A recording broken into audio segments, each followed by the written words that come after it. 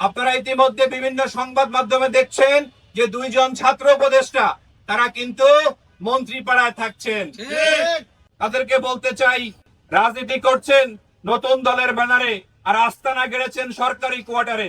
এটা স্রেফ অনিয়ম, এটা জাতির সাথে প্রতারণা। বিপ্লবের লেবাস খুলে ফেলুন, কারণ জনগণের হক মেরে সরকারি বিলাসিতায় থাকা আর যাই হোক বিপ্লব হতে পারে না। ক্ষমতা ছেড়েছেন ঠিকই, কিন্তু লোকটা ছাড়তে পারেন নাই। আসল কথা হলো ক্ষমতার হালুয়া রুটির স্বাদ একবার মুখে লাগলে সেটা ছাড়া যায় না। আপনারা এসেছিলেন সিস্টেম বদলাতে, অথচ নিজেরাই সেই পচা সিস্টেমের সবচেয়ে বড় সুবিধাভোগী। আমরা এইটার অবসান চাই। আপনারা দেখেছেন ইতিমধ্যে কিন্তু 11 দলীয় জোট নামে একটি জোট হয়েছে।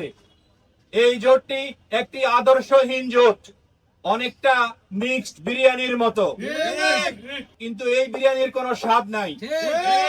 আমরা বলতে চাই, যারা মানুষের কাছে যাচ্ছেন ধর্মের ব্যবসা করে এই যে ভোট চাচ্ছেন, তাদেরকে কিন্তু মানুষ প্রত্যাখ্যান করবে।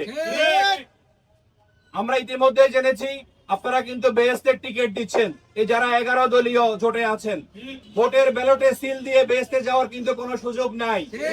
সুতরাং আগামীতে পরিবর্তনের পক্ষে ভোট দিবেন এবং এখানে যারা যোগ্য আছেন, যারা যোগ্য নেতৃত্বে আগামীর বাংলাদেশ বিনির্মাণ করতে পারবে তাদেরকে ভোট দিবেন। আমরা চাই পরিবর্তন, আমরা চাই একটি বিকল্প।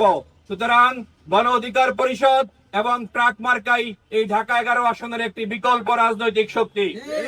ইনশাআল্লাহ ঢাকা 11 আসনের মানুষ আমাদেরকে যে আশা দেখিয়েছে, ইনশাআল্লাহ তারা পরিবর্তনের পক্ষে আগামীতে ট্রাক মার্কায় ভোট দিবে।